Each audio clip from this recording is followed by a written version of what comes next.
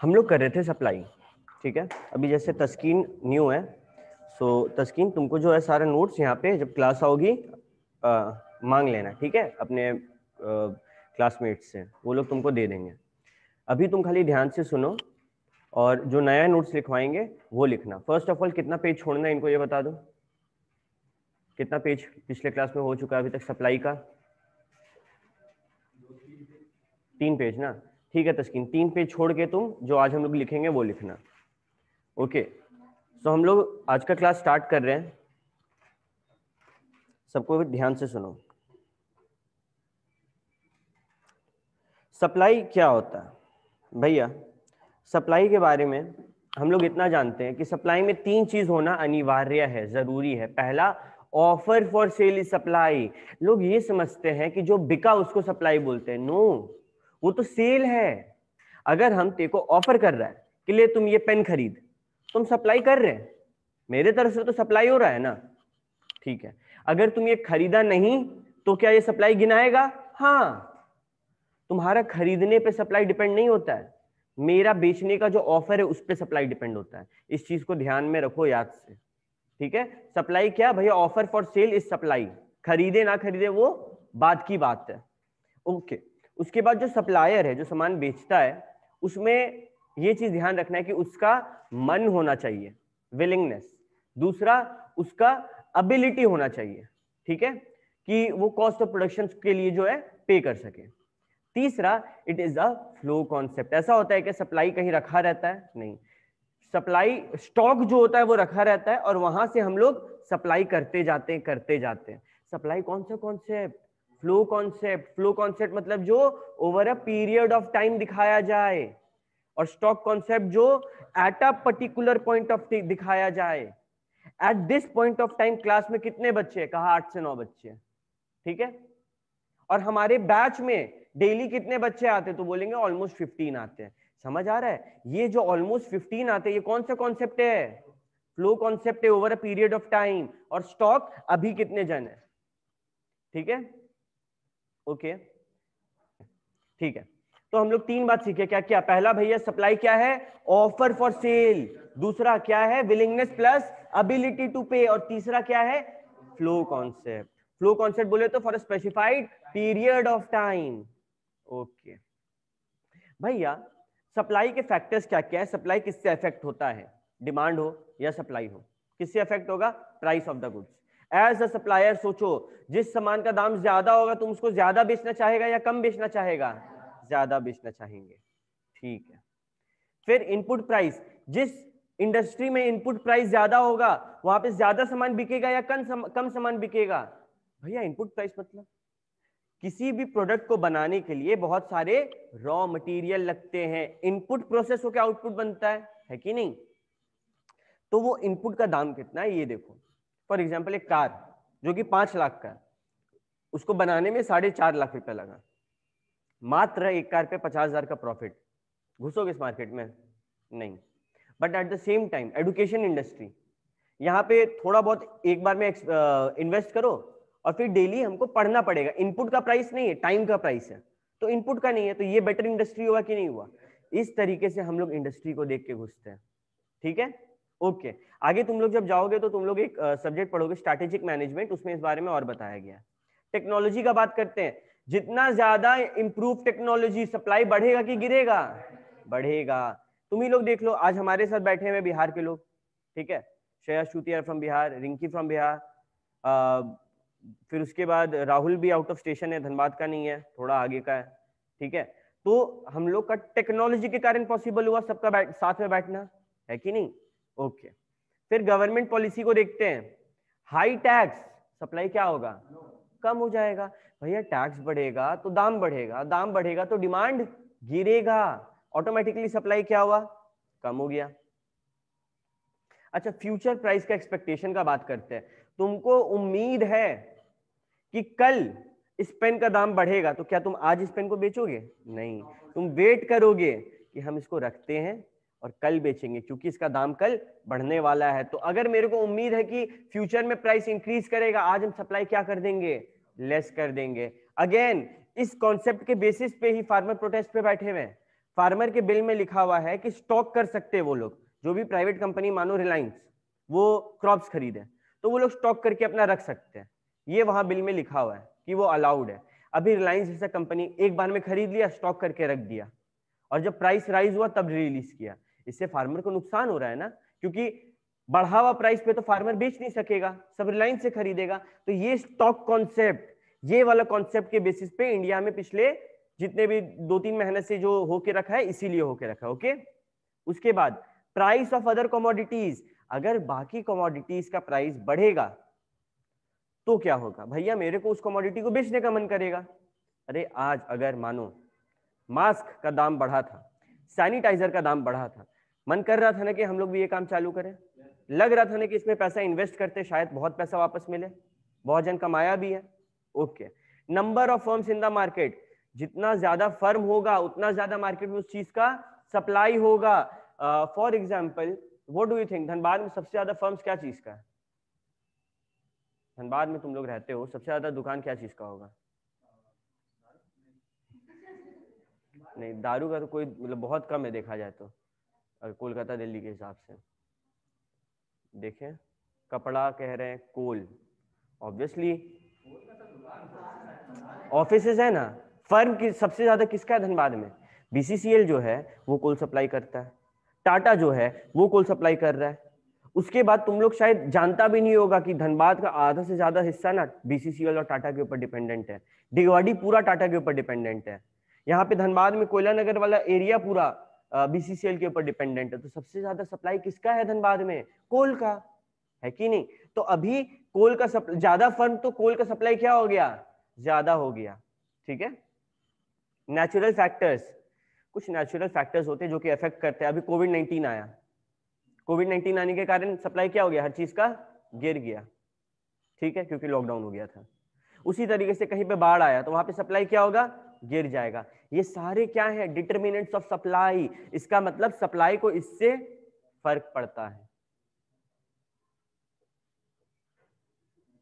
चला नहीं तो ऐसे काटने का ऑप्शन आता है जिसमें होता है सेंड मैसेज। ठीक है, I will talk to you later, वो कर सकते हैं हम लोग। ओके, आगे बढ़ते हैं।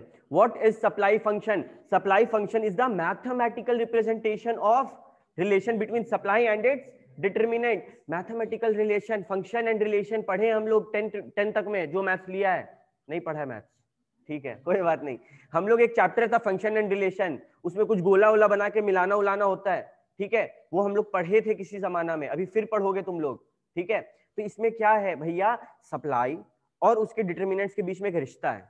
उसको मैथमेटिकल, अगर मैथमेटिकली एक इक्वेशन के द्वारा हम लोग दिखलाना चाहें तो क्या कहलाएगा? Supply function. What is supply function? Mathematical representation of relation of supply along with its determinants. Good.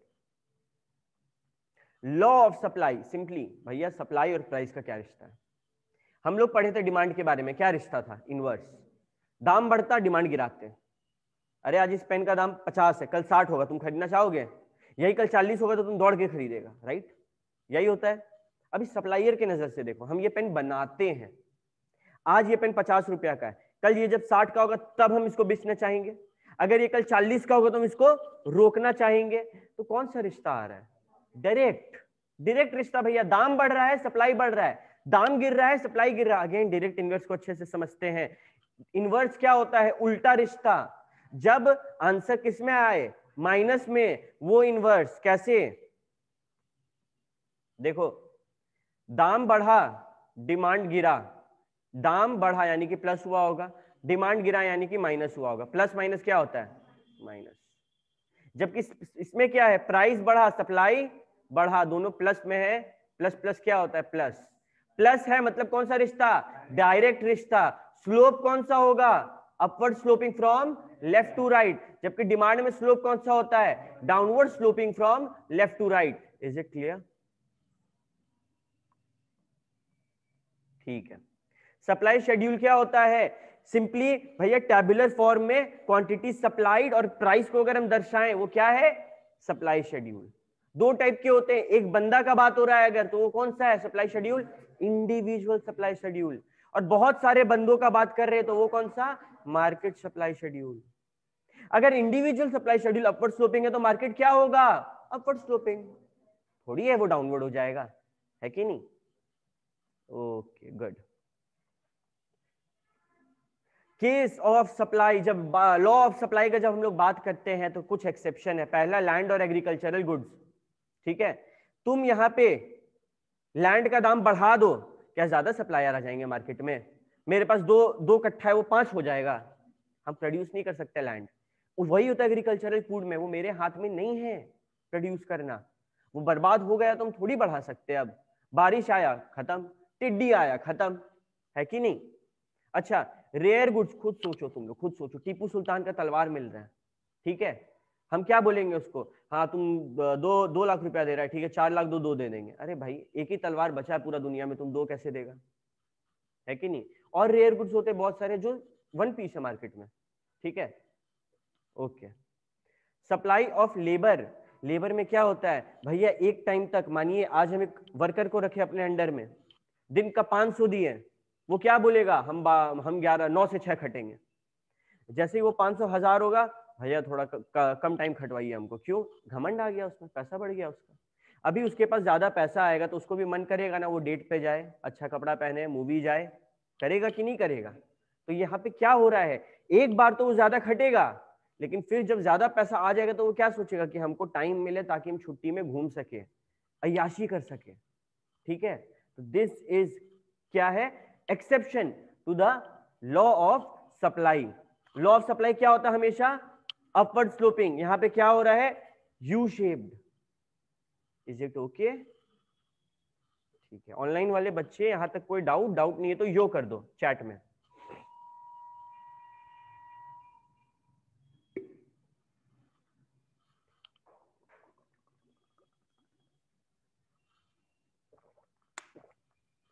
Good. तस्कीन तुमको यहां तक समझ में आया? तुम्हारा तो ये भी था, इक्वल था ना। सप्लाई ऑफ लेबर रिपीट कर दीजिए सर। सप्लाई ऑफ लेबर में क्या हो रहा है? तुम मानो लेबर है, मानो खाली, ठीक है, लेबर, तुमको हम 500 रुपया दिए, तुम बोला 500 में हम कितना घटेंगे? 9 से 6, ये हम बढ़ा के किए 700। अब तुम जब ज्यादा कमा रहा है तो तुम क्या चाहेगा? उस पैसा को खर्चा करने का टाइम भी चाहेगा, ठीक है। तो तुम बोला कि अब हम 9 से 5 खटेंगे। जब तुम दिन का 1000 रुपया कमाने लगेगा, तुम क्या बोलेगा? हम 9 से 4 खटेंगे। अरे दिन का तुम अगर 10,000 कमा रहा है, क्या बोलेगा? 9 से 1 खटेंगे। और मानो तुम दिन का 1,00,000 रुपया कमा रहा है, तुम खटना चाहेगा? फिर वहां पे क्यों काम करें हम, जब हमको 1,00,000 रुपया मिल गया है? तो इज इट ओके? राहुल समझ में आया?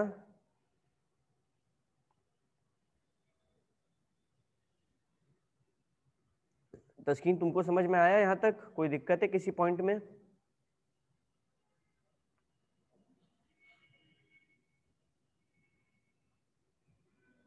ओके, अब अपन बढ़ेंगे आगे, ठीक है। सबको कॉपी निकाल लो। हेलो, हाँ। Elasticity of supply. Anybody in the audience जो बता सकता है इलास्टिसिटी ऑफ डिमांड क्या बोलता था? इंग्लिश में जानना था, हम सवाल इंग्लिश में पूछे हैं। Very good, very good, very good, very good. याद हर्ष को सबसे मस्त है, लेकिन पता नहीं एग्जाम में हमको उम्मीद था तुम टेस्ट में ज्यादा लाएगा। ठीक है, चलो कोई नहीं, लिखो चेंज, रुको चेंज मत लिखना, डिग्री इन रिस्पॉन्सिवनेस पूरा लिखते हैं हम लोग। Degree of responsiveness, degree of responsiveness in the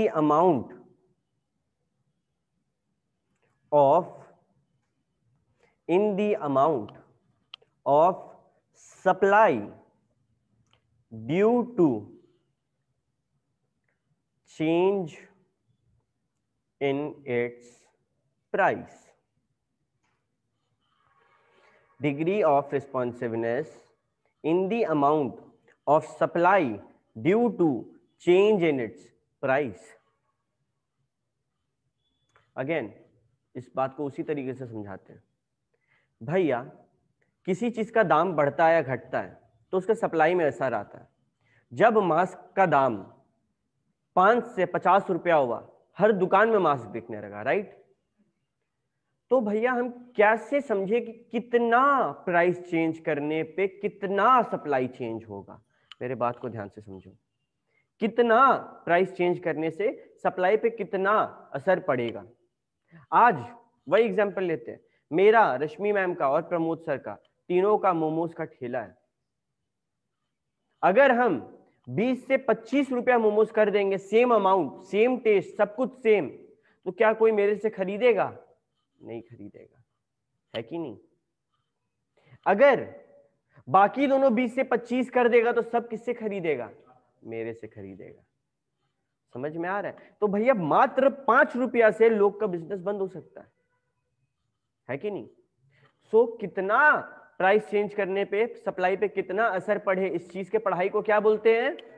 elasticity of supply. Okay.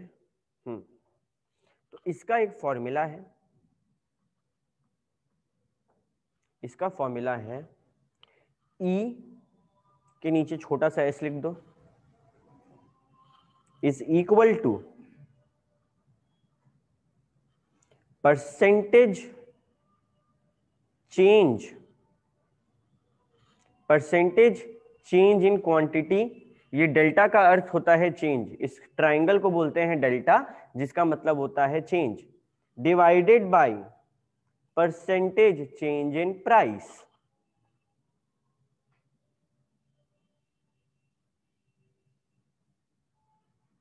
इसको ऐसे भी बोल सकते हैं, change in quantity supplied divided by quantity supplied.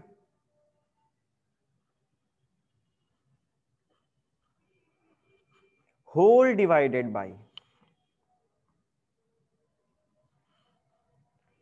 change in price divided by price।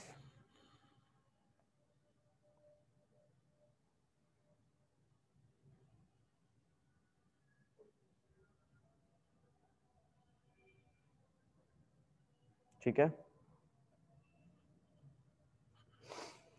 भैया, चेंज इन क्वांटिटी सप्लाइड क्या होता है? चेंज इन प्राइस क्या होता है? देखो, चेंज मतलब क्या? कुछ बदलाव हो। अभी हम लोग किसी को बोलते हैं तुम चेंज हो गया, तो कैसे बोलते हैं? ऐसे बोलते हैं ना, तुम पहले वाला नहीं रहा, तुम पहले वाली खुशी नहीं रही, ऐसे बोलते हैं। ठीक है, यानी कि एक होगी न्यू खुशी, एक होगी ओल्ड खुशी, और इसको डिवाइड कर देंगे बाय ओल्ड खुशी तो आ जाएगा परसेंटेज चेंज इन खुशी। ठीक है, चलो एग्जांपल देखते हैं। लिखो example, price of x increases from rupees 2000 per unit to rupees 2100 यानी कि 2100 per unit, and quantity supplied, just wait a second और सोचो, प्राइस बढ़ रहा है, क्वांटिटी सप्लाइड क्या होगा? राइज होगा या फॉल होगा? प्राइस राइज हो रहा है तो क्वांटिटी भी बढ़ेगा, तो quantity supplied rises from 2500 units to 3000 units.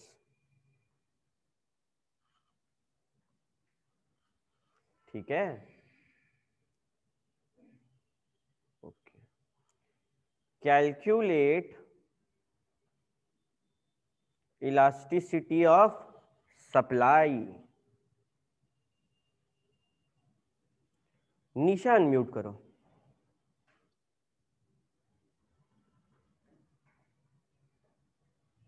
निशा। जी सर। हाँ, जी सर। तुम मेरे को ये बताओ, ऐसा सम याद है हम लोग बनाए थे डिमांड को लेके? जी सर। हम लोग क्या करते थे उसमें, बताओ हमको। इसका फॉर्मूला से लगाते थे। हाँ, मोटा मोटी अगर तुमको समझाना चाहें हम, तो क्या करते थे हम लोग? भैया नया प्राइस देखते थे क्या है, नया क्वांटिटी देखते थे क्या है, और ओल्ड प्राइस और क्वांटिटी देखते थे, राइट? जी सर। Very good. तो चलो हम लोग वही करते हैं। ऐसे लिखते हैं, एक तरफ लिखते हैं प्राइस जिसको बोलेंगे पी, एक तरफ लिखेंगे क्वांटिटी जिसको क्या बोलेंगे, क्यू। पहले लिखते हैं ओल्ड प्राइस और ओल्ड क्वांटिटी। ओल्ड प्राइस है 2000 एंड ओल्ड क्वांटिटी कितना है, 2500। अच्छा, न्यू प्राइस कितना है, 2100, और न्यू क्वांटिटी कितना है, 3000। ठीक है, अभी इसको नाम देते हैं। ठीक है, इसको नाम कैसे दें? चलो, ओल्ड प्राइस को बोलते हैं P1 और न्यू को P2। उसी तरीके से ओल्ड क्वांटिटी को Q1 और न्यू को Q2। ठीक है, अभी देखो यहां पे रिलेशन कौन सा है, पॉजिटिव है, यानी कि हमको आंसर कोशिश करते हैं पॉजिटिव में रखने का। ठीक है, कैसे रखेंगे? बड़ा वाला को आगे रखेंगे, वापस बच्चा वाला में आंसर माइनस में कब आता है, जब माइनस साइन बड़ा वाला के आगे हो। तो प्लस में कब आएगा, जब प्लस साइन बड़ा वाला के आगे हो। याद आ रहा, छोटा में हम लोग किए थे। ठीक है, बहुत मार खाते थे टीचर से ये सब बात के लिए। ठीक है, तो इसको हम लोग अगर करें तो चेंज इन क्यू निकालना है। ठीक है, चेंज इन क्यू क्या होगा, Q2 minus Q1। Q divided by Q2। ठीक है, चलो एक काम करते हैं, ऐसे इसको डायरेक्ट करते हैं, Q2 minus Q1 divided by Q1। देखो हम तुम लोग को सिखाते हैं बेस किसको लेते हैं। बेस हमेशा पहला वालों को लेते हैं। खुशी वाला एग्जांपल में लेते हैं, हम क्या बोले, खुशी बदल गई है। कैसे समझाएंगे खुशी को?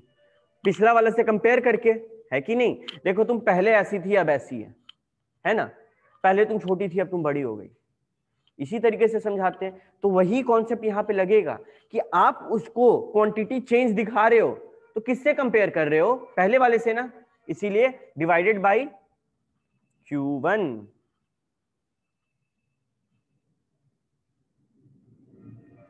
उसी तरीके से P2 minus P1 divided by P1।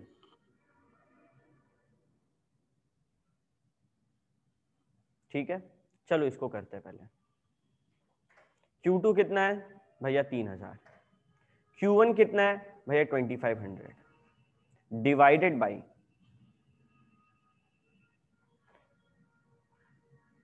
Q1 कैसे होगा, ओके।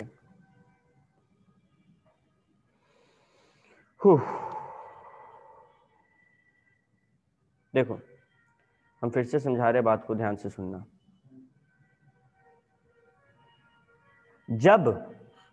जब भी सवाल उठे कि डिवाइड में नीचे क्या रखते हैं, नीचे हमेशा बेस रखते हैं। बेस यानी कि जो सबसे पहला इंफॉर्मेशन होता है।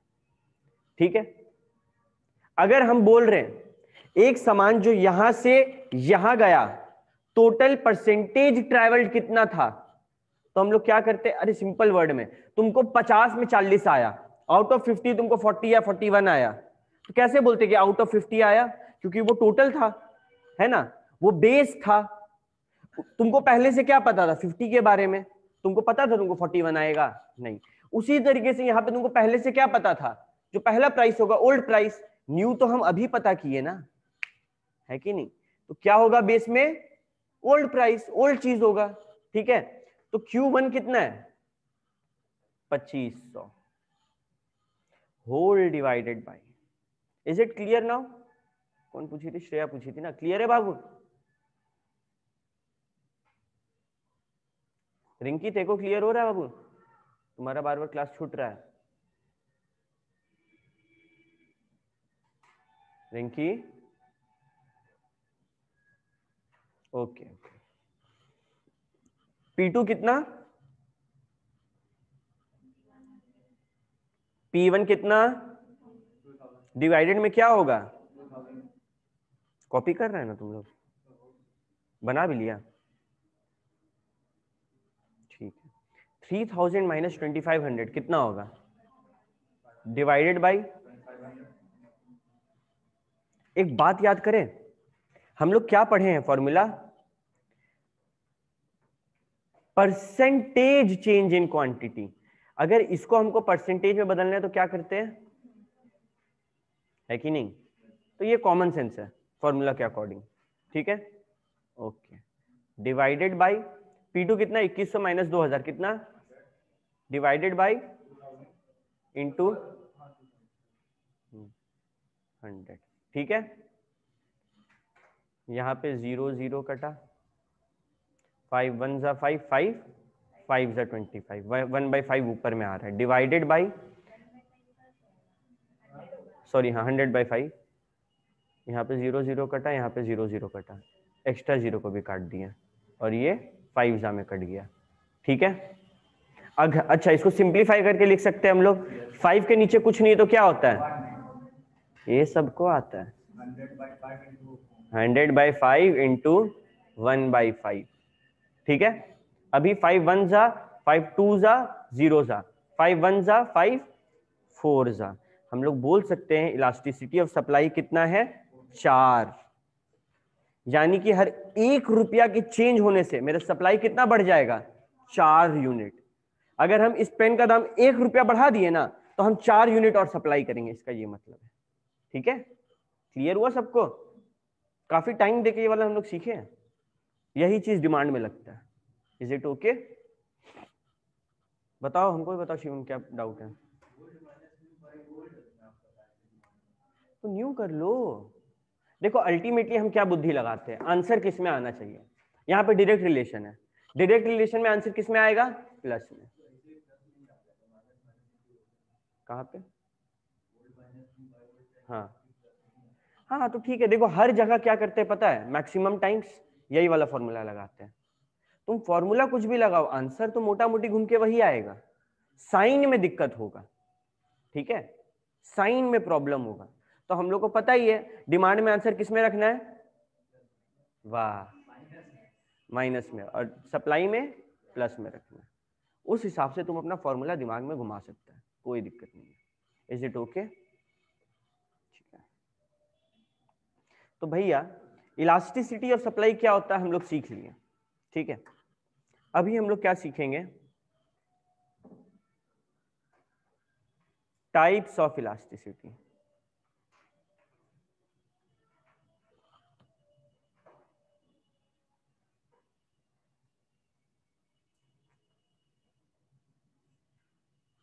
Types of elasticity of supply.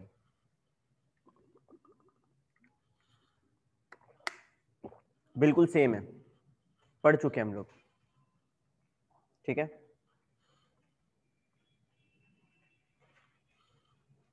Again space का ध्यान रखना तुम लोग भी,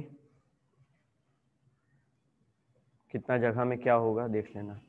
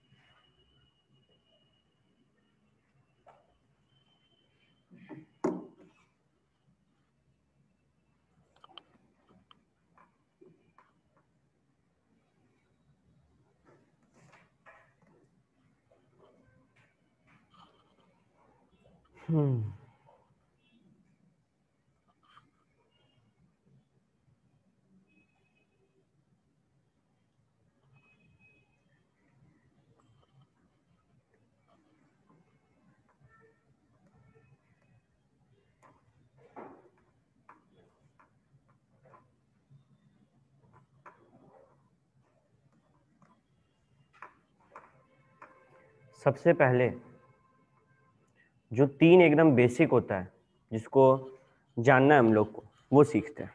ठीक है, तुम लोग चाहो तो आई विल रिकमेंड कि पहले मेरे को ये बना लेने दो, फिर तुम लोग बनाना, तुम लोग को आइडिया लग जाएगा कितना जगह है। ठीक है, सबसे पहले हम लोग सीखते हैं परफेक्टली, एक सेकंड रुको, परफेक्टली इनइलास्टिक। इसको समझने के लिए वापस से एक नाइट पैंट खरीदना होगा। नाइट पैंट में क्या होता है, इलास्टिक होता है। जब ऐसे करते हैं, कितना भी मोटा आदमी पहन सकता है, कितना भी पतला आदमी पहन सकता है, कोई दिक्कत नहीं है। क्यों? उसमें ऐसा इलास्टिक है जो एक्सपैंड और कॉन्ट्रैक्ट होता है। करेक्ट? तो परफेक्टली इन इलास्टिक का कहानी समझो।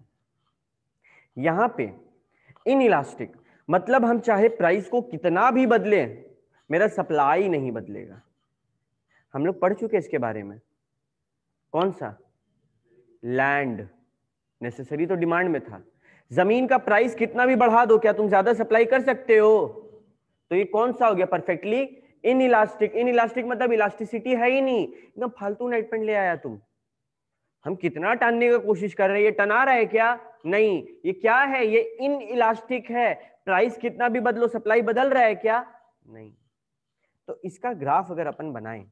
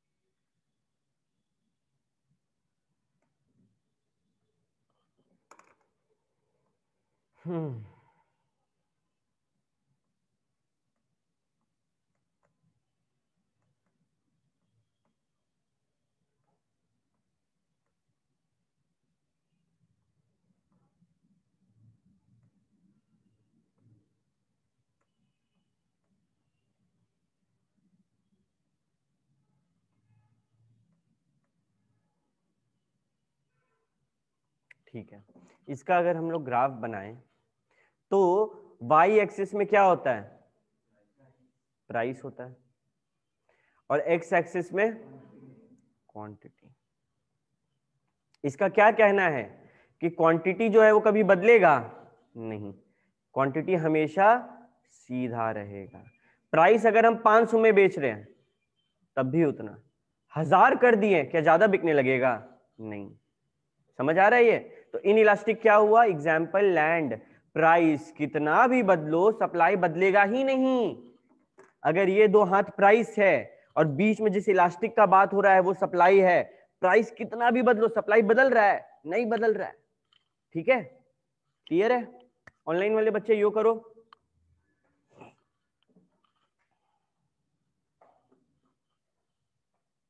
ऑनलाइन वाले बच्चे यो करो, अगर समझ आया तो, अगर नहीं आया तो बताओ।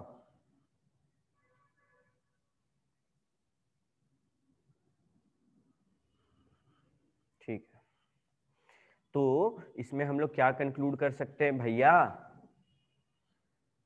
चेंज इन प्राइस से कोई चेंज इन आ रहा है क्या? Quantity does not change quantity supplied.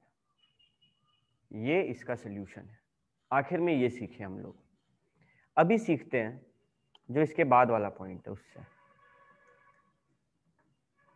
रुक जा, हम टाइम देंगे, आराम से बनाना, अभी एकदम यहाँ पे फोकस कर। ठीक है, इसके बाद भैया परफेक्टली इन इलास्टिक तो अपन सीख लिए, अब सीखते हैं परफेक्टली इलास्टिक।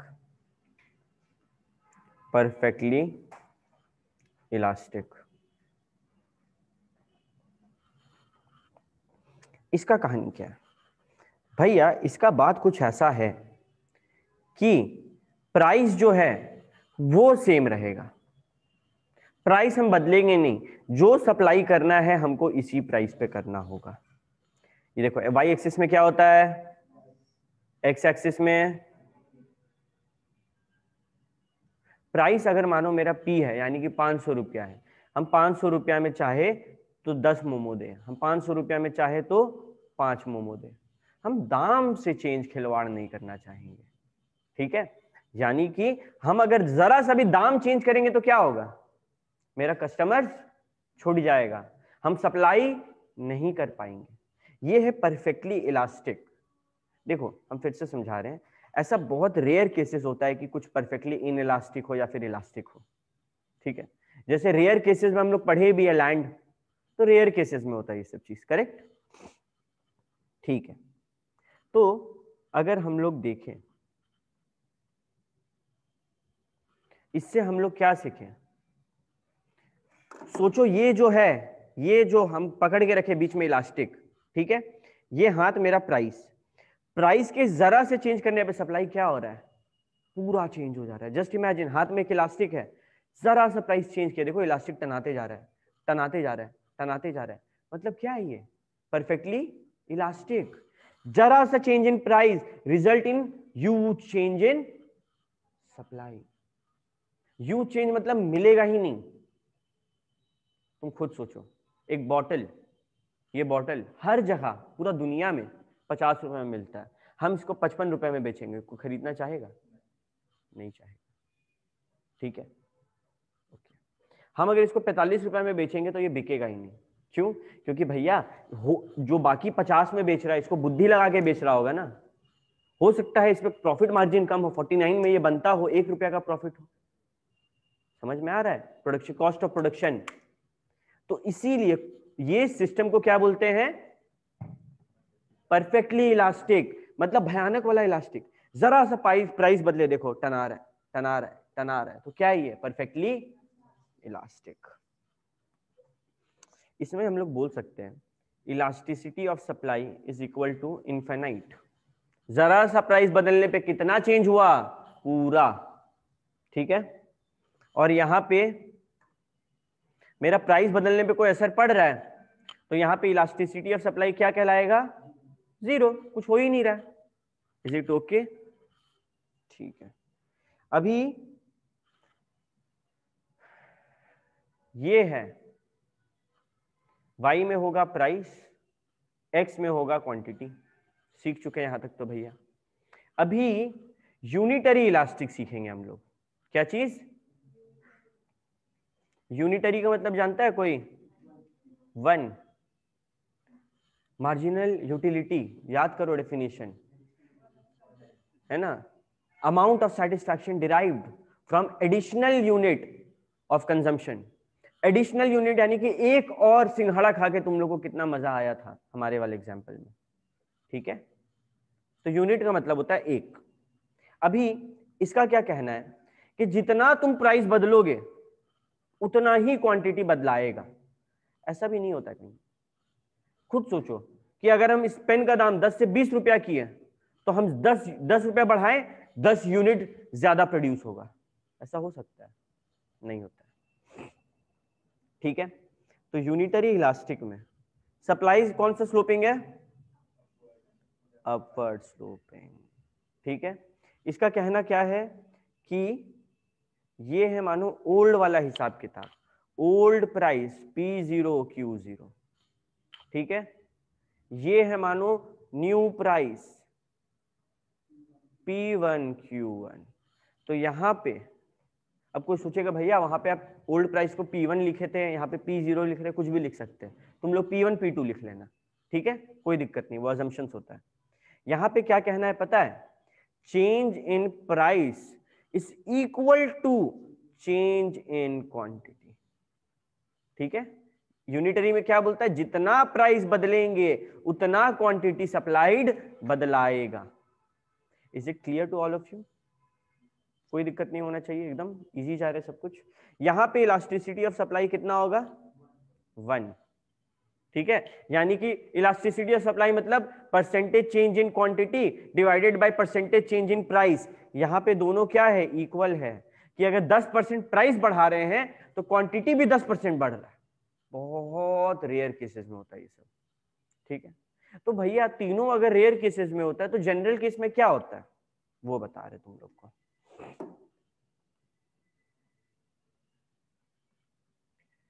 एक काम करो तुम लोग, अरे ये क्या आ गया, ओ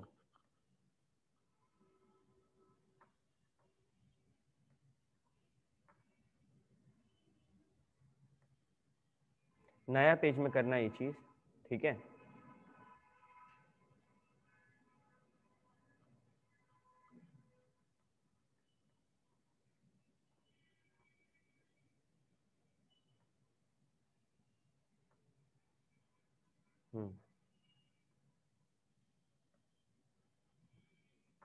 ओके ठीक है, तो करना कुछ ऐसा है कि पहले इसको कर लो कॉपी, ठीक है। ये जो टाइप्स ऑफ इलास्टिसिटी में हम लोग जहां तक पढ़े हैं उतना को कॉपी कर लो तुम लोग, उसके बाद हम लोग आगे बढ़ेंगे, ठीक है। देखो हम लोग ये तो सीख लिए कि या तो परफेक्टली इनइलास्टिक सीखे, फिर परफेक्टली इलास्टिक सीखे, फिर यूनिटरी इलास्टिक सीखे। असल में ऐसा कुछ नहीं होता है, असल में गेम बीच में होता है इनके। यहां पे था परफेक्टली इनइलास्टिक और यूनिटरी इलास्टिक, इसके बीच में क्या होगा पता है? वेरी गुड, इसके बीच में होगा relatively, very good very good, relatively in elastic या फिर लेस इलास्टिक।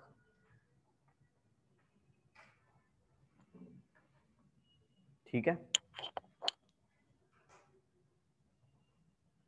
रिलेटिवली, इसका सिंपल मतलब है change in price is greater than change in quantity. Change in quantity is less than change in price, एक ही बात है, राइट। मतलब कि हम जब प्राइस बहुत ज्यादा बढ़ाएंगे तब जाके थोड़ा बहुत सप्लाई बढ़ेगा। हम जब प्राइस बहुत ज्यादा बढ़ाएंगे तब जाके सप्लाई में थोड़ा बहुत इंक्रीज आएगा, ऐसा होता है, बहुत जगह होता है। फॉर एग्जाम्पल कोल का देख लो, कोल का प्राइस हम 5-10 रुपए बढ़ाते तो कोई फर्क पड़ता है? नहीं। जब बहुत ज्यादा बढ़ाते तब हमारा सप्लाई इंक्रीज हो सकता है, क्योंकि आदमी भी उतना लगता है कि नहीं। और देखे तो बट सप्लायर के पॉइंट ऑफ व्यू से देखे तो आइसक्रीम, ठीक है, आइसक्रीम मानो जो 5 रुपए में मिलता है वो 10 में मिलने लगा, क्या वो सप्लाई बढ़ा देगा क्या अपना? नहीं। जब उसका बहुत ज्यादा रेंज बढ़ जाएगा तब वो सप्लाई इंक्रीज करेगा। या तो ये होता है असल जिंदगी में, या फिर रिलेटिवली ग्रेटर या फिर मोर इलास्टिक, या फिर मोर इलास्टिक। असल जिंदगी में ये दो सीन होता है, ठीक है, ज्यादातर ग्रेटर या फिर मोर इलास्टिक। इसमें change in price is less than change in quantity, मतलब थोड़ा सा प्राइस चेंज किए लेकिन क्वांटिटी जो है वो ज्यादा चेंज हो गया सप्लाई का। इसका सिंपल एग्जांपल झालमुड़ी या फिर नॉर्मल मुड़ी, मुड़ी सब जानता है, व्हाइट रंग का होता है, खाते हैं। तो उसमें जब 5 रुपए का पैकेट खरीदते हैं तो छोटा वाला पैकेट देता है, लेकिन जब 10 का खरीदते हैं तो देखता है कितना सारा दे देता है कि नहीं? ऐसा होता है ना। तो ये क्या है? ये मोर इलास्टिक है कि भैया प्राइस थोड़ा सा बदलिए ज्यादा मिलेगा, ठीक है। और बहुत सारा ऐसा चीज है, मानो क्वालिटी में हम लोग देख सकते हैं, ठीक है, बट वो यहाँ पे हम नहीं लगाना चाह रहे हैं। होता है ना कि भैया 50 रुपए में ले रहे, 20 रुपए और लगाइए, बेटर क्वालिटी देंगे, ठीक है। तो ऐसे बोलते हैं 50 रुपए में ले रहे, 20 रुपए और लगाइए, ज्यादा मिल जाएगा आपको। फॉर एग्जाम्पल, बहुत जन जानता है, मेरा स्टेटस देखते हैं, हम डॉग खरीदे, ठीक है। तो अभी मेरा सुनो 550 रुपए लगता है उसका 1.2 kg खाना में, ठीक है। और 1.2 kg खाना उसका 10 से 20 दिन चलता है। ठीक है, अभी हम उसके पास गए 20 दिन बाद कि भैया फिर से दो, फिर 20 दिन में देखे अरे तो खत्म कर दी, फिर से दो। तो वो क्या बोला, भैया एक बार में 13 kg वाला ले जाइए, यानी कि एक बार में ज्यादा क्वांटिटी ले जाइए, कम प्राइस में मिल रहा है आपको ये चीज, यानी कि थोड़ा सा प्राइस चेंज करने पे क्वांटिटी क्या हो गया उसका, ज्यादा हो गया। तो यहां पे एग्जांपल में लिख सकते क्या, डॉग फूड। और यहां पे एग्जांपल में क्या लिख सकते हैं हम लोग, कोल, या फिर कोई भी ऐसा चीज जिसको बनाने में बहुत मेहनत है, जिसमें हम 5-10 रुपया या फिर 100-50 रुपया के लिए माथापची करके सप्लाई नहीं बढ़ा सकते। ठीक है, इसका ग्राफ तुम लोग के किताब में है और उतना रेलिवेंट है नहीं इसका ग्राफ किसी का रेलिवेंट उतना होता नहीं है। ठीक है, लेकिन सीएमए वाले के लिए रेलिवेंट नहीं है, सीए वाले के लिए है, याद रखना इस चीज को। ठीक है, ओके, आगे बढ़ते हैं। Measurement of supply elasticity, measurement of supply elasticity.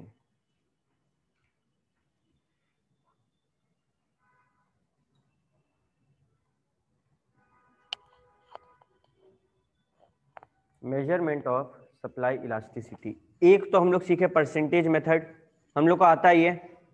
ठीक है, रेफर अबव। एक होता है आर्क इलास्टिसिटी। आर्क में क्या भैया, जब दो प्राइस दो क्वांटिटी दिया हुआ है आर्क इलास्टिसिटी तभी निकलता है। इसका फॉर्मूला है ES is equal to Q2 minus Q1 divided by Q2 plus Q1 into P2 plus P1 divided by P2 minus P1। यहां पे भी Q1 ओल्ड है और Q2 न्यू है, लिख देते हैं। 1 ओल्ड के लिए यूज किए हैं और 2 न्यू के लिए यूज किए हैं। ठीक है, अगेन सम आएगा, हम लोग सीख चुके हैं क्या करने का, सम में से सब कुछ निकाल के रखने का, है ना। याद करें, अगर कॉपी हो गया ना, एक सेकंड रुक जा, याद करें तो देखो यहाँ पे क्वेश्चन में से कैसे निकाले हम लोग, निकाले हैं ना। तो इस तरीके से क्वेश्चन से निकालना सीखना है तुम लोग को। सब कुछ निकाल के रख दो, कुछ नहीं दिया हुआ तो उसको एक्स ले लो, फॉर्मूला लगाओ, आंसर आ जाएगा। बेस्ट तरीका, ज्यादा दिमाग नहीं लगाना इसके अलावा। अच्छा, यहां पे ये चीज याद रखना, एक सेकेंड, रिलेटिवली लेस इलास्टिक में ES क्या होगा, लेस देन 1। ठीक है, 1 से कम, 0 से 1 के बीच में तो 1 से कम, और यहां पे क्या होगा, ग्रेटर देन 1। ठीक है, लेस देन 1 मतलब क्या है, या तो 0 से 1 के बीच में ही होगा, उसके अलावा कुछ, हाँ हो सकता माइनस में चले जाए, कभी माइनस में जा सकता है तो बताओ, नहीं जा सकता है, सब मेरे को देख के हाँ हाँ कर रहा है चुपचाप। Okay, is it clear. ठीक है, तो ये दो मेथड है इसको कैलकुलेट करने का। आज का लास्ट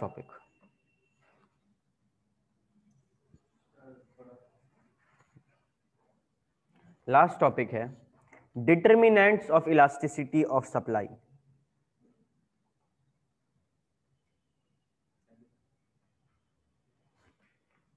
ठीक है, किसी का छूटेगा ऑनलाइन में भी तो मेरे को तुरंत रोकना कि भैया छूट गया, दिखाइए, ले। ठीक है, किसी का भी छूटेगा तो रोक दिया करो।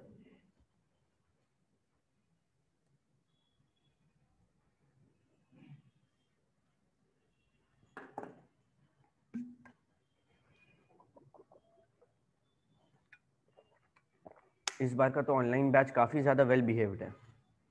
पिछले बार जो हम ऑनलाइन बैच लिए थे, बाप रे बाप, ऐसा लग रहा था कि 7-8 का बच्चा लोग को पढ़ा रहे हैं। कुछ भी पढ़ाते बीच में कमेंट करता, कुछ भी पढ़ा रहे कमेंट कर रहे, एक दिन गाली सुना हमसे, फिर जाके चुप हुआ।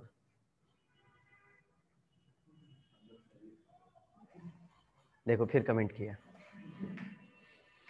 चलो आगे बढ़ते हैं, ठीक है। लिखो determinant of elasticity of supply. Determinant का मतलब फैक्टर्स, किसको असर होता है। ओके पहला नेचर ऑफ कमोडिटी। कमोडिटी का नेचर क्या है। अगर गुड ड्यूरेबल है, इफ गुड इज ड्यूरेबल, तो elasticity of supply will be greater than 1। Durable है तो हम ज्यादा प्रोड्यूस करना चाहेंगे ना, क्यों, जानते हैं नहीं बिकेगा तो रखना है, बाद में बेचेंगे। लेकिन अगर इफ गुड इज पेरिशेबल, मतलब जो तुरंत जल्दी सड़ जाए, खराब हो जाए, वहां पे इलास्टिसिटी क्या होगा, लेस देन 1। हम क्या करेंगे, अवॉइड करेंगे, है ना, कि यार इसको कम से कम ही निकालो, कम से कम सप्लाई रखो इसका। ऐसा होता है कि आइसक्रीम बहुत सारा बना के रख देता है वो लोग, नहीं, कम से कम बनाता है। इसीलिए देखना गर्मी के मौसम में 7 बजे ही वो अपना खाली ठेला लेके घर जा रहा होगा, ठीक है। क्यों, हम लोग देख के क्या बोलेंगे, तेरा elasticity of supply less than 1 है, उसको कुछ समझ में नहीं आएगा, ठीक है। Point number 2, time factor.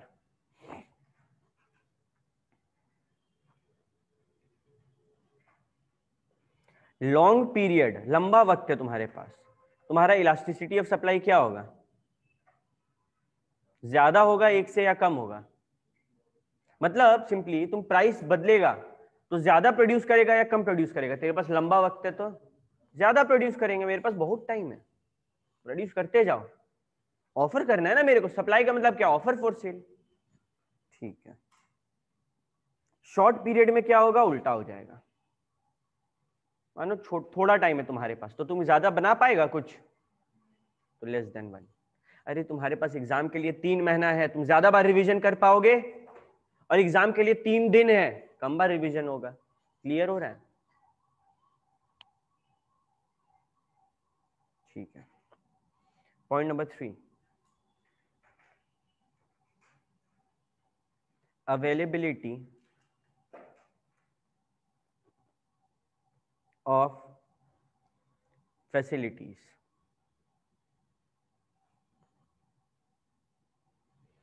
ठीक है, मोर फैसिलिटी, ज्यादा फैसिलिटी है, तुम ज्यादा सप्लाई करोगे, मोर इलास्टिसिटी।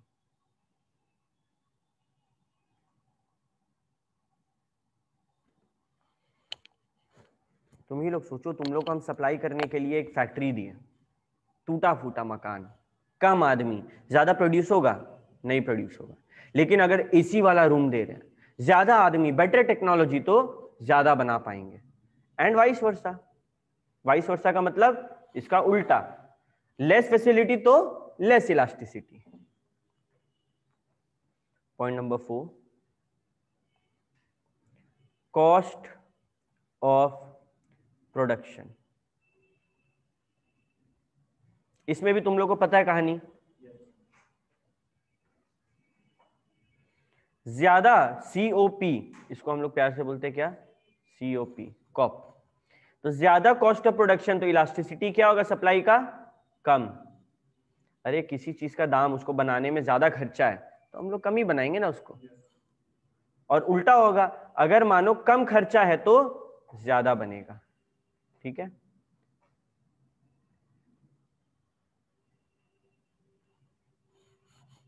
ठीक है, तो कॉस्ट ऑफ प्रोडक्शन और इलास्टिसिटी में क्या रिलेशन हुआ, इनवर्स। ये देखो, इधर बढ़ रहा है तो इधर गिर रहा है ना, उल्टा रिलेशन है। Nature of input,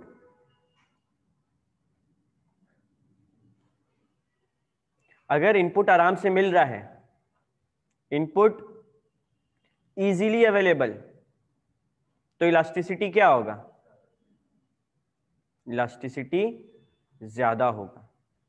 and vice versa, अरे किसी भी चीज को बनाने के लिए तुरंत सामान मिल रहा है। अभी मानो हम किसी चीज का फैक्ट्री खोलना चाहते हैं, ठीक है, सबसे आसान चीज क्या है बनाने के लिए पता है? सबसे प्रॉफिटेबल बिजनेस मार्केट में इस फिलहाल मोमेंट में पानी का। एक मशीन लगवाना है, ठीक है, और पानी का गैलन भरवाते जाना प्यूरिफाई करके, तुरंत मिल जाएगा, कोई वैसा खर्चा नहीं है। तो हम उसमें इन्वेस्ट करेंगे, ना कि जियो में। अभी जियो मानो हम देखें, अरे जियो तो बड़ा अच्छा कमा रहा है, अंबानी तो अच्छा पोजीशन पे आ गया, हम भी वो टेलीकॉम इंडस्ट्री खोल देते हैं। लाओ, इनपुट कहाँ से लाओगे? तुमको पहले लाइसेंस चाहिए होगा, फिर तुमको आदमी चाहिए होगा, फिर तुमको टावर लगाने के लिए कितना झंझट। तो जहां इलास्टिसिटी कम, वहां पे लोग ज्यादा आना चाहेंगे। अभी मानो मेरा पानी का बिजनेस से हम नहीं कमा रहे, उसको बंद कर देंगे, मेरा थोड़ी कुछ ज्यादा जा रहा है। लेकिन अगर हम जियो से नहीं कमाएंगे, उसको बंद कर देंगे क्या? फन फैक्ट बता रहे तुम लोग को, पेटीएम, फोन पे, ओला, उबर, ये सब कंपनीज का तुम स्टार्टिंग से लेके 5-6 साल का बैलेंस शीट देखना, कभी हमेशा लॉस में चल रहे हैं ये लोग। फिर भी ये लोग चल रहा है, क्यों? हम लोग एक कॉन्सेप्ट पढ़े, ब्रेक इवन पॉइंट। एक ऐसा वक्त जब तुम ना प्रॉफिट में हो ना लॉस में हो, उसके बाद एक वक्त आता है जब तुम हम लोग प्रॉफिट कमाना शुरू करते हैं, ठीक है।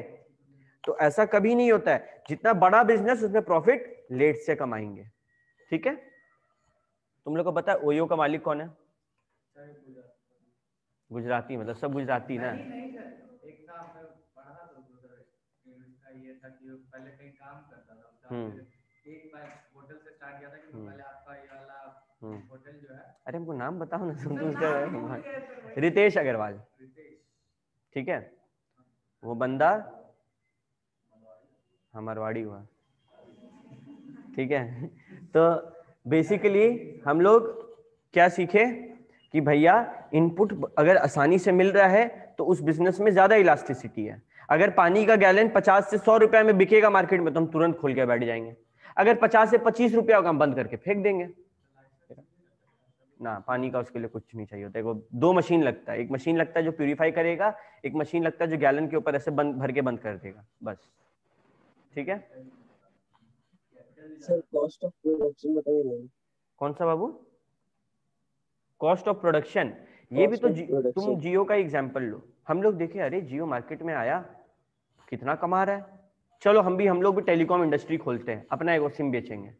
अभी उस सिम को बनाने के लिए और तुमको फोन पे सर्विस देने के लिए कितना खर्चा होगा, ये गिनो खाली। फोन का टावर लगेगा, आदमी लोग को कस्टमर केयर सर्विस में बैठाना होगा, आदमी लोग को बैठाना होगा जो डिस्ट्रीब्यूट करेगा सिम को, हमको सिम बनवाने के लिए प्लास्टिक का जरूरत होगा, उसके ऊपर छपवाने के लिए ग्राफिक का जरूरत होगा, उसका एडवर्टीजमेंट के लिए टीवी में हीरो हीरोइन को पैसा देना होगा। समझ में आ रहा है कॉस्ट ऑफ प्रोडक्शन किस लेवल पे है? कंगाल हो जाएगा आदमी। हम लोग सब मिलाकर भी चाहेंगे ना तो नहीं खोल सकते अभी, ठीक है। बाकी हमको नहीं पता, हो सकता है कोई हो अंदर में खूब पैसा वाला पार्टी, तो वो खोल सकता है। ऐसे आया कल, सर लीजिए मेरा सिम हम खोल दिए, ठीक है, हो सकता है ऐसे। बट बेसिकली जहाँ पे कॉस्ट ऑफ प्रोडक्शन ज्यादा होता है, हम लोग वहां लगाना चाहेंगे पैसा उस बिजनेस में। जहां कॉस्ट ऑफ प्रोडक्शन कम होगा वहां ना पैसा लगाना चाहेंगे। समझ में आ रहा है? कॉस्ट ऑफ प्रोडक्शन कम है पानी वाला में, तो उसमें पैसा लगाएंगे हम, आसानी से मिल रहा है, इनपुट आसानी से मिल रहा है, पॉइंट नंबर 1। दूसरा, बनाने में भी कम खर्चा है। Clear? Point number 6, risk taking.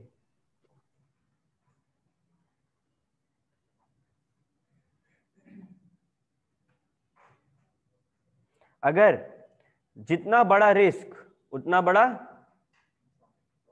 हमको लगा था बोलेगा इश्क, नहीं उसमें है ना, रिस्क है तो इश्क है, ठीक है, उतना ज्यादा इलास्टिसिटी ऑफ सप्लाई। हमको समझ में आ गया, आधा से ज्यादा बच्चा लोग नहीं देखा अभी तक, सब गोपी बहू देखता है खाली। ओके, मतलब कि जितना बड़ा रिस्क लोगे इलास्टिसिटी उतना ही होगा। अरे आज हम रिस्क लिए, क्यों? क्योंकि हमको पैसा, अभी ये पेन जब 50 रुपए में मिलता था हम रुके हुए थे, जैसे इसका दाम 70 रुपया हुआ हम इसको बोले चलो इसको बेचते हैं। अभी इसका दाम 50 से 40 होगा, हम इसको बेचना चाहेंगे? बहुत रिस्क है, काहे ले, दाम गिर रहा है ऊपर से, नहीं बेचना चाहेंगे ना। तो ये सारे फैक्टर्स जो हैं बेसिक एकदम इलास्टिसिटी ऑफ सप्लाई को इफेक्ट करते हैं। और भी एक दो छोटा मोटा फैक्टर है, तुम लोग किताब में पढ़ेगा समझ में आएगा, नहीं आएगा तो हम हैं, तुमसे पूछ लेना। हाँ सब छोटा मोटा है, समझ में आ जाएगा तुमको। इससे पहले भी इलास्टिसिटी सिर्फ सप्लाई का डिटर्मिनेंट पढ़े हैं ना, दिया हुआ होगा। ठीक है, अभी आज का क्लास यहाँ पे खत्म हो रहा है, लेकिन नेक्स्ट क्लास हम लोग इक्विलिब्रियम पढ़ेंगे। अभी सीए वालों के बुक में इक्विलिब्रियम एक थोड़ा सा सेक्शन दिया हुआ है, लेकिन अगर हम तुम लोग को उसके बारे में सब कुछ नहीं बताएंगे तो इट विल बी मतलब बेइज्जती ऑफ द कॉन्सेप्ट। इक्विलिब्रियम पता है क्या होता है? मार्केट में प्राइस कैसे सेट होता है, डिमांड और सप्लाई दोनों को देखकर, ठीक है? तो उससे रिलेटेड थोड़ा तुम लोग को और सिखाया जाएगा नेक्स्ट क्लास में, ठीक है, अपार्ट फ्रॉम योर सिलेबस, लेकिन जरूरी है वो जानना रियल लाइफ में, ठीक है? तो आज तक के लिए यहाँ ही तुम लोग का होमवर्क है, एक सेकंड रुको बाबू, तुम लोग का होमवर्क है, सब कुछ पढ़ो जहां तक हो चुका है बुक से, और जो डाउट होगा मेरे को नेक्स्ट क्लास पूछो। ओके, क्या बात था बाबू, पूछो, कौन है? सर रिलेटिवली लेस इलास्टिसिटी में आप कोल का एग्जांपल दिए। तो सर कोल तो मेरा नेचुरल है, उसको हम ज्यादा प्रोड्यूस कैसे कर सकते हैं? कोल का सप्लाई का बात हो रहा है, उसका सेल का। फॉर एग्जांपल झारखंड में देखो, एक बहुत अच्छा एग्जांपल, इधर ध्यान दो, तुम तो तुरंत लगे जाती है, यहाँ ध्यान दो। ये पूछा कि भैया कोल जो है, कोल का एग्जांपल आप दिए रिलेटिवली लेस इलास्टिक। कोल तो नेचुरल है, उसको हम लोग कैसे बढ़ा सकते हैं? हम कोल का निकालने का, माइनिंग का बात नहीं कर रहे, हम कोल का सप्लाई का बात कर रहे हैं। फॉर एग्जाम्पल हम लोग क्या होता है ना, कोल निकाल रहे मजदूर लोग और वो एक जगह जमा हो रहा है, और फिर उस कोल को ऑक्शन में बेचा जाता है, सप्लाई किया जाता है। तो मानो 500 टन कोयला निकला, 500 टन, तो क्या पूरा बेच देगा? नहीं, 100 टन बेचता है। अभी अगर कोल का दाम बढ़ जाएगा तो 100 से क्या करेगा, चलो इस बार 150 टन बेच देते, कोल का अच्छा भाव मिल रहा है। कोल का दाम गिरा हुआ होगा तो क्या करेगा, अरे 80 में बेचते हैं क्योंकि दाम बहुत गिरा हुआ है, नुकसान हो जाएगा। समझ में आ रहा है? हम कोल का प्रोडक्शन का बात नहीं कर रहे, हम कोल का सप्लाई का बात कर रहे थे। क्लियर हुआ Rahul? Yes sir. Okay, yes sir. किसी को और कोई भी डाउट हो तो निशा तुमको फोन करके पूछना होगा बाबू, तेरा आवाज बहुत रुक के आ रहा है, ठीक है? हम क्लास एंड करेंगे, उसके बाद कॉल करके मेरे से पूछ लेना। सर डाउट नहीं है, सुनिए।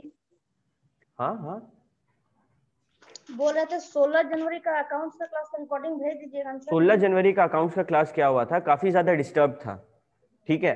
तो मैम जो है आज थोड़ा बहुत उसका रिकैप दे देगी, मैम को बोलेंगे पिछले क्लास का एक छोटा सा रिकैप दे दीजिएगा, ठीक है? क्योंकि वो काफी डिस्टर्ब था, हमको पता चला बहुत डिस्टॉर्टेड था, तो उसका रिकॉर्डिंग डाल के कोई फायदा नहीं है, मैम घर से पढ़ाई थी इसीलिए। ओके, ठीक।